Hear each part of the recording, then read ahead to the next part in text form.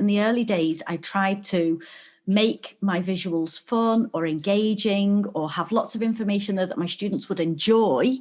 And what happened was it would distract from the message of the learning, because I wasn't using visuals intentionally. I was using them because I thought I had to.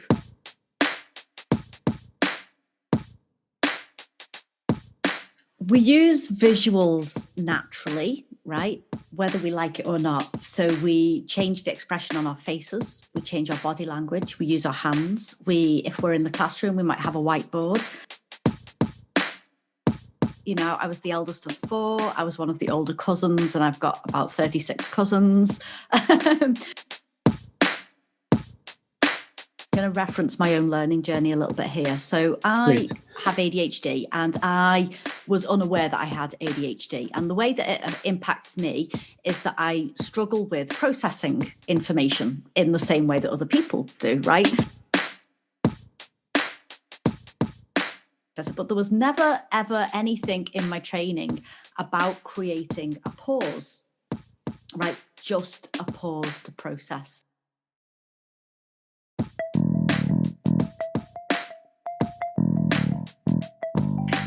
Welcome to the Qualified Tutor Podcast.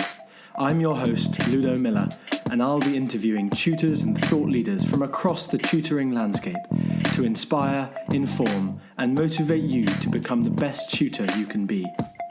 The Qualified Tutor community is a safe and supportive space for tutors who love to learn and grow. We offer training, resources, ideas, and a chance to connect with like-minded tutors. If you'd like to continue the conversation, join our Qualified Tutor community at www.qualifiedtutorcommunity.org or find it in the show notes. Welcome, everyone, to the next episode of the Qualified Tutor podcast, and welcome to Colette Stevenson. Colette's mission is clear. She's committed to helping educators build their service and therefore increase learning through the power of visuals and graphics. Whether as a TESL teacher, a graphics course writer and facilitator, a designer, a social media coach, Colette has dedicated her life to educating and assisting others. There are honestly 20 different topics we could discuss today, but we're going to keep it to a few certain areas that mean the most to Colette and which will be really kind of most use to tutors. So today we'll be discussing the importance of graphics for tutors, what it really means to give space to learners, and some of the more kind of common misconceptions about graphics, visuals, and Instagram. So welcome, Colette. Thank you so much for joining us. Hi, Ludo. Thanks for inviting me on. I'm very excited today. A little bit nervous too. I've got to try and keep my answers neat and tidy. Precisely. That's my role. It's just to make sure that there's not a kind of 20-minute answer, Colette, because I know that could happen. Yes, it could. Yeah. So we'd love to start with, just as I'm talking, Colette, we've just been talking about this, the most incredible thunderstorm has just begun. So there's quite a kind of atmospheric feeling to this, even if I'm sitting in my living room here. But Colette, we'd love to start with this question. And I know that you've got so much that you could talk about with this, but what is your why as an educator, Colette? Right. Yeah, that's a huge question. My biggest why as an educator is probably learning.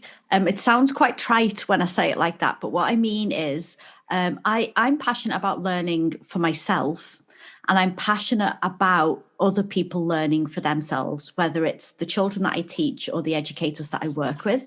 And I felt quite passionately many years ago when I first went into education, where I found perhaps some of my older mentors or people with more experience were promoting the concept of teaching and managing the classroom.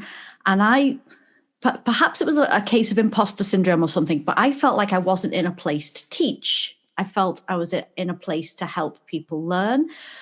And I know that that might just be semantics, but it was something that I felt quite passionately about, that I didn't want to stand there and impart knowledge or just teach.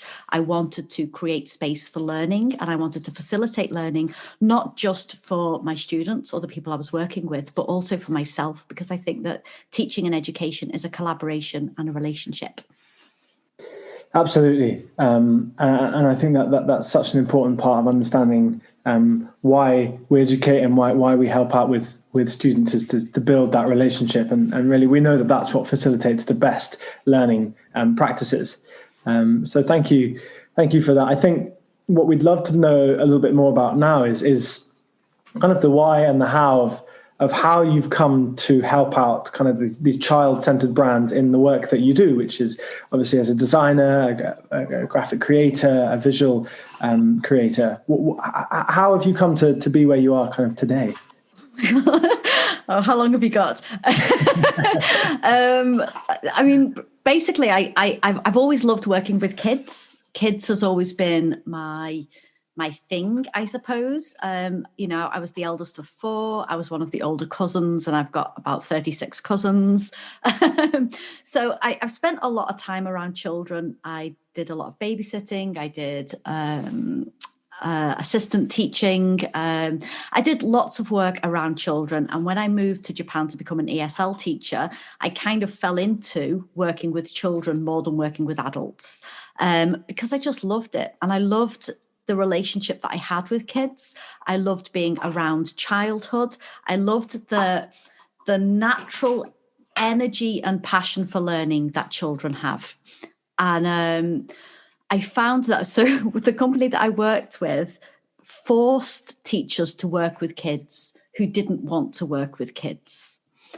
Right. So there were a lot of people who went out there to teach English more for the adventure, right? This was in Japan, more for the adventure of living in Japan than for any passion for teaching or education, which, you know, everybody's got their own journey. But then when the company I worked for said everybody had to teach kids, and a lot of people just weren't comfortable with that. One of my jobs was to train these teachers to teach children. And it became very uncomfortable because it stopped being about the education of children. The learning itself and the resources themselves stopped being about the children and started being more about generating an income for the company. I suppose really that set me off on a bit of a journey. I didn't notice it at the time, but it set me off on a journey to the point where a few years later, I started my own school, which was about the children and about making the learning very, very child-centered. I wanted the children to come into the classroom, and there would be a kind of open-ended activity, and they would have a chance to explore that activity, and the lesson would take its direction from the conversation that the children's had around that activity, and the learning would follow them rather than following my plan, if that makes sense. And it was experimental and fun, and it worked really well. And then as I moved on and I began to do coaching and consultation with other companies, I found that I struggled a lot with worksheets, right? I didn't like worksheets because they seemed to be designed to test children's knowledge rather than encourage learning, or rather to engage conversation, or rather to facilitate relationship building. So I had a big bee in my bonnet about worksheets and refused to teach them and just went completely anti-worksheets, right? Before coming back around to realizing that worksheets themselves can have a lot of value if we think about them creatively or come at them from a completely different angle rather than sitting down at a table and completing the worksheet. So I became then very, very passionate. All my training around that time with educators was about making their classrooms child-centered, about making worksheets geared towards building those relationships and building communication with children, and making them interactive and repurposing them. So it's not just a complete the activity, done, move on to the next activity. And now, bizarrely, I've become a designer, because a lot of the work that I did, of course, led me to designing my own resources, led me to designing my own worksheets, my own storybooks, my own whatever it was. And I suppose resources and materials. And I started doing that for other educators. And now I help educators build their businesses online by helping them with their advertising even, or But I'm very passionate about working with people who are committed to the child-centered experience, not just about imparting knowledge or forcing a curriculum down someone's throat. Yes, exactly. And that's what we do as tutors, don't we? We respond, we react to the students' needs. We don't stick to the same session plan. We don't even stick to the session plan, most likely, because of all the other contextual factors that make up tutoring. They're a bit tired at the start of the session, so we start with a game, or they need a little bit more help on something we did last week that we didn't realize they would need help on. So we go back to last week's kind of material, all that kind of thing. We don't kind of charge on with a curriculum like schools and teachers are compelled to do, because they need to move on with the they academic have to year. move on. The system doesn't help teachers as much as it doesn't help students, I think. Could be another topic entirely. Yeah, exactly. Well, there we go. That's put that on the list of other topics that we've got, Colette. But you mentioned a lot in kind of the work that you do and the wonderful LinkedIn lives that you release that you can find. You can listen to Colette on LinkedIn if you just give her a little. I believe it's a connect on LinkedIn. Yeah. Connect away. I accept all connections, actually. Accept all connections. It's a like on Facebook. It's a follow on Twitter. It's a connect on LinkedIn. Yeah. You've got to be careful with all these. You do have to. Yeah, you do, don't you? Yeah. You don't want to be following someone on LinkedIn. We all know that's not possible. So, but what, a phrase that you mentioned a lot is this idea of giving space to learners. Now, some of our listeners will kind of have used this in their work, and some of them won't have. So. Do you mind just telling us a little bit more about what you mean by giving space to learners or to a Yes. I'm going to actually, if you don't mind, I'm going to reference my own learning journey a little bit here. So I have ADHD, and I was unaware that I had ADHD. And the way that it impacts me is that I struggle with processing information in the same way that other people do, right? Sometimes I just can't hear what people are saying, especially if I have to sit and look at them, right? For example, sometimes I'll process the information, but I don't actually register it until maybe a week or 2 weeks later. And a good example, which I never really understood until over the last 12 months, was that when I lived in Japan, I wasn't really processing the language to learn the language until I left Japan. And then everything that I'd heard, I would begin to understand the language. And I would go back after a holiday, and my Japanese had improved by not being around it. So that space away from learning actually helped me personally to process information that I was taking on board. And I think as an educator in the classroom, I often noticed that to a different scale and different degree with different students that I worked with, very often not doing an activity gave the children time to process what we were learning. So creating space in the classroom, just sometimes it would be a silence. So not just a question or like, okay, everybody, here's a question, and then you wait for the answer or have that beat.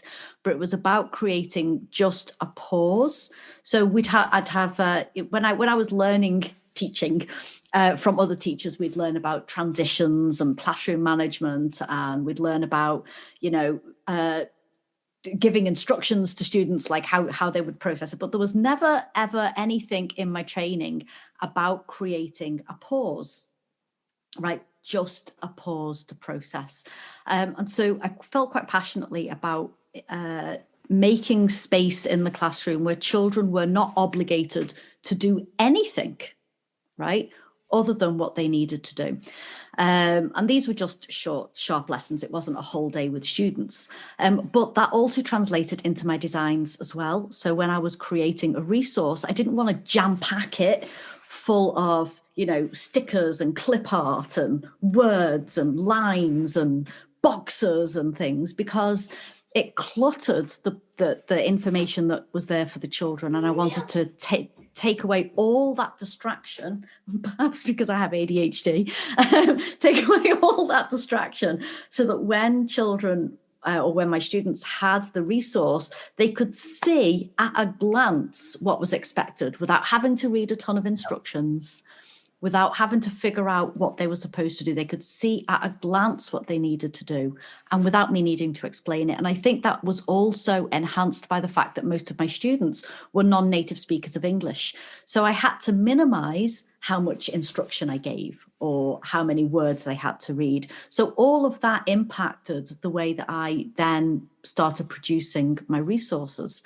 And it translates into children who speak English as a first language as well. So did that answer your question? No, try again. Sorry.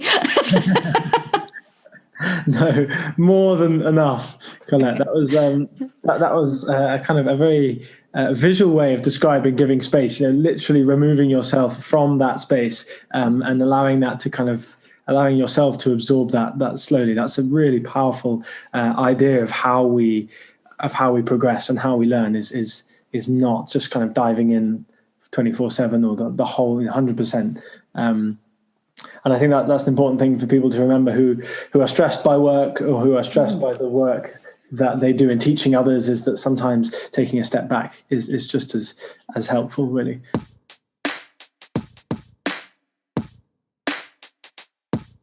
This summer, join us for the first ever Love Tutoring Festival, a celebration of tutoring in all its aspects. We invite you to bring all your experience and expertise to make this event the most exciting event to ever happen in the world of tutoring. The festival, running from Monday the 28th of June to Friday the 2nd of July, is a rich and varied programme of free events, keynote presentations, workshops, live podcasts and practical demonstrations spread out over a whole week. And don't worry, everything will be recorded, so as long as you're enrolled, we'll give you access to any of the events that you miss later on. We're also offering a limited number of tickets for our famous CPD accredited workshops. If you purchase a ticket to any or all of these practical and engaging workshops, you'll also receive a certificate of completion after the event. To register for the free pass and to grab your CPD tickets, go to qualifiedtutor.org/Love Tutoring Festival. You were just touching a little bit there on, and maybe you were kind of just thinking about the next question already. I'm sure you've been tying in these answers so that they all link together. Oh yeah, it's all pre-planned. I'm the best planner. Ask anyone. But I guess you were just kind of considering something there about the importance of graphics for tutors and the importance of not overloading a page full of information, that kind of idea. So what if we just move slightly over from the tutor's point of view now, from the educator's point of view, why do they need to work with graphics? What are some of the reasons why having a visual as part of your educating is an important feature? We use visuals naturally, right? Whether we like it or not. So we change the expression on our faces. We change our body language. We use our hands. If we're in the classroom, we might have a whiteboard. We use paper to scribble down notes. We might be using, if we're using Zoom to do a lesson, we might have the Zoom whiteboard. We might be sharing our screen. We use visuals naturally all the time as a way to impart knowledge. And we know that people learn in many different ways, whether it's visually or through audio or kinesthetically. We know that our learners learn in many different ways. And visuals is just one aspect of that whole process. And if you're using visuals, I think it helps your learners and ourselves to make sure that we're using those visuals purposely and choosing visuals that actually do enhance our teaching and the learning journey that we're trying to incorporate. Because I think what sometimes happens, and it's not for everyone, but what sometimes happens is that I think teachers or tutors will think, I need to have an activity that the child can fill out, or I need to show the child something, but we don't necessarily always, and I've been guilty of this myself. So, full disclosure, I've been on a journey to get to this point. So it's not like I became a teacher and was like, woohoo, I know how to make visuals. Of course I didn't. I had to learn all of this and I made a lot of mistakes. And I think for my own journey, and I can only speak about what I've learned myself, is that in the early days, I tried to make my visuals fun or engaging or have lots of information there that my students would enjoy. And what happened was it would distract from the message of the learning, because I wasn't using visuals intentionally. I was using them because I thought I had to. And I think there's much to be said as a tutor to knowing when to use a visual as much as why you're using a visual, and also when not to. Right. So as much as I'm a graphic designer and I'm very passionate about making things look nice, and I really want people to be using things in a way that engages the kind of visual sense. I also think it's important to not use them, so that when you do use them, they have more impact. I think we can use visuals in our learning, not just to, show a concept. I mean, it's kind of different. Like if you're doing math, it's great to show, for example, fractions as Lego blocks, or because it just helps the student process it in a different way. But that same visual might not connect with all students. So you might need to find a different way and use a cake, right? So there's different ways to present that same information, and having a variety of information means that you're going to help deepen the understanding of that concept. So if you're only ever showing, like I was only ever shown a cake, right, split into 8 parts to show eighths as a kid.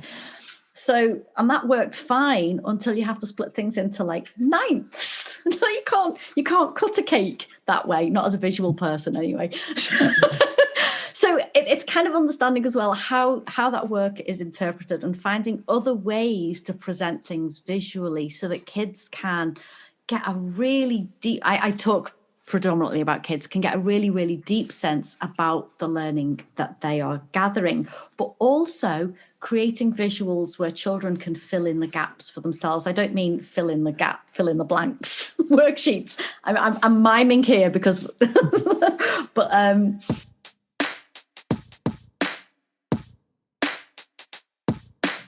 It's time tutors had their own day. July the 2nd is World Tutors Day, a new global day celebrating tutors and the difference we make. Never before have tutors been as relied upon as this past year, in which tutors from all around the world have stepped in to support struggling students and parents. This is their chance to say thanks. There are lots of ways to get involved. Send your parents and students to worldtutorsday.org to leave a thank you note. Invite them to post a photo thanking you, the tutor, with the Thank Your Tutor hashtag. Or join the gratitude circles on the final day of the Love Tutoring Festival, when we'll be celebrating tutors and all we have to offer. July the 2nd is World Tutors Day. I think it's really important for children to be able to see something, process it, and register it in their ways. And if we take that element of learning away from our students, or we don't use visuals intentionally, what we end up doing is cluttering that learning journey rather than enhancing it. Yeah. I totally believe in the power of graphics and visuals. So I'm with you on that one, Colette. You'll see me nodding away here. And I agree, and I think it's important that other tutors at least are made aware of the power of using a kind of a secondary way of getting across the teaching that you're trying to do. It can be anything. It could be like a puppet or it doesn't. We can get quite. We can use visuals in so many ways. It doesn't have to be all textbook pictures or photographs or worksheets or even beautifully designed resources. It doesn't have to be. Visuals can be anything that we see. Yeah, and I think that's become perhaps probably even more important with online tutoring, because it's so important to keep a student focused online, because it's so much easier to become distracted when you're sitting next to a student. There's that natural human connection between two individuals that allows you to keep the kind of momentum going of the session. When a message pops up, or they realize that they can kind of half listen to you, but also, message their friends or play on a game, that kind of suddenly becomes so much more important for the tutor to engage your student with a visual, because that's what they like seeing is, something visual, whether it's a game or a message or a photo on social media. What they like to see is a visual. So keeping on, especially with video tutoring, it's really to keep that kind of visual engagement. It is really powerful, really, really powerful. I mean, if you can change your background, I use a green screen quite a lot, but changing your background or doing unpredictable things just keeps those children engaged and keeps that connection very, very tight. So. Yeah, I hope listeners now are just beginning to think about ways that they can alter their online tutoring to include these kind of elements, because we've all experienced it online, whether you're a coach or a mentor or a tutor or a course facilitator. Anyone who's delivered any kind of teaching or coaching online will have experienced the loss of concentration of the attendees or the students or whoever it is. It happens the whole time. We can't help it. Even as a host or a facilitator yourself, you'll have experienced it. So I think your message is really clear and really enhanced in its importance at the moment, because it's even more essential to engage online. But let's turn to an exciting adventure that you have coming up, Colette, which is a new Instagram project that you are going to be leading for kind of from now for the foreseeable future. Can you tell us a little bit more about this project? Yeah, it's a very strange project. So as a designer, I needed a way to showcase some of the things that I could do. And obviously I predominantly work with child-centered educators, and I made little cute characters and mascots and things, but I needed a way to showcase them and showcase how they could be used. And I figured, well, Instagram's a good place to do this because, it's visual and people go there and lots of educators are on there sharing tips and tricks, right? So obviously go where your audience is. So I went on Instagram, but my Instagram grid looked rubbish, right? And I'm like, I can't say that I do graphics and have a rubbish Instagram grid. And then I also struggled with the fact that, having ADHD, I don't tend to plan ahead, right? I'm not good at it. It's not my strength. And then if I do plan ahead, I get bored of the plan because I feel like I've already done it. So I have to move into another direction. So I needed a way to have a cohesive grid that showcased what I did, that I also didn't have to plan. So I created a system which gave me an infinitely scrolling poster, right, basically, on Instagram. So if you go on to, it's Colette.branddesigner, you'll see the original journey there, where I basically explored different ways to present my work. And then I could just post sporadically. So when my phone died in, I don't know when it was, August or September or something, I then had 3 months without a phone. But when I got my new phone, I could just pick up where I left off, and you can't see, it's seamless. It's just a completely seamless grid. Anyway, fast forward to a couple of months ago, I was doing a course on sales, and I was like, all right, I've got this grid and I think other people can benefit from it and I can help other people do this. And somebody there was like, oh, wow, that's great. I want to go into business with you. So I now have a business called PostGrid, which has got a lot of interest from people all over the place, actually. It's a little bit overwhelming, I'll be honest. And the idea is that we create now infinitely scrolling posters for people to grow their brands on Instagram. And there's so many things going on in the background and ideas that we haven't released yet, which I'm really excited about. In fact, I haven't even told my business partner. I had like a brilliant idea over the weekend. Can't tell you now either. Top secret. First exclusive, exactly. But we've got all these ideas for how to make it work. So it's basically a way you can do storytelling through it. You can engage through it. You can have like a pathway through it. You can create mazes on Instagram. There's so many things that you can do with this system that nobody's doing yet. So basically I've got this other business now on the side, which is very exciting. That is very exciting, and it's another amazing way for people to stay in touch with what you're doing and to get involved with all these wonderful ideas that seem to come through in you, Colette. So we'll just keep waiting for next Monday to come around, because it seems that over the weekend ideas come into your mind, and maybe we'll have a podcast every Monday with you, Colette. a brain dump of the new ideas. Yeah, I do need a brain dumpy, actually.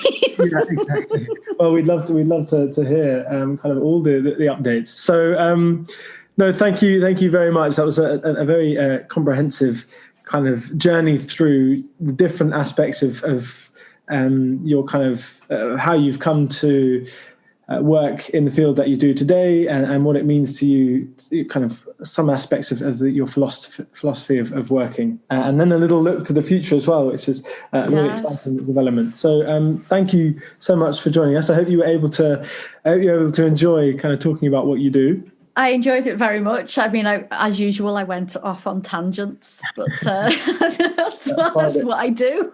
They were fascinating tangents. You know, the tangents come in all shapes and sizes. But no, thank you very much for taking the time, Colette, to join us. If you'd like to find out more about Colette, what's the best way to contact you to find out more about what you do? I should say Instagram, shouldn't I? I should say Instagram, but also LinkedIn. I'm on LinkedIn, and I connect quite freely with people on LinkedIn, and respond to DMs on LinkedIn quite a lot. But I have multiple Instagram accounts. But if you're interested in my Instagram project, you can find me on Postergrid or Colette.branddesigner, or you can always find me on LinkedIn. They'll all be in the show notes below, but just in case someone wants to do it right now, those are your ways of contacting Colette further. So I'd like to say thank you again, Colette. Thank you everyone for listening, and we will see you again next time. Thank you.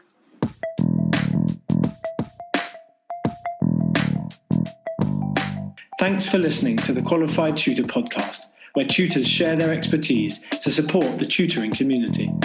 If you'd like to continue the conversation, join our Qualified Tutor community at www.qualifiedtutorcommunity.org, or find it in the show notes below.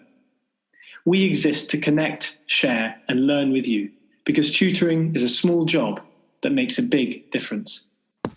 And of course, we can't forget, in the week starting Monday the 28th of June, the week of the Love Tutoring Festival, we will be recording 4 consecutive live late night podcasts, starting with Send and Mental Health on the Monday, moving to running an agency on the Tuesday, being a professional tutor on the Wednesday, and being an NTP tutor on the Thursday. So those will go out live. We can't wait to record those podcasts with our wonderful guests, and for you to join in either live or to listen along afterwards. Those will be released on the Qualified Tutor podcast. So grab your tickets at qualifiedtutor.org/Love Tutoring Festival, and we'll see you all there.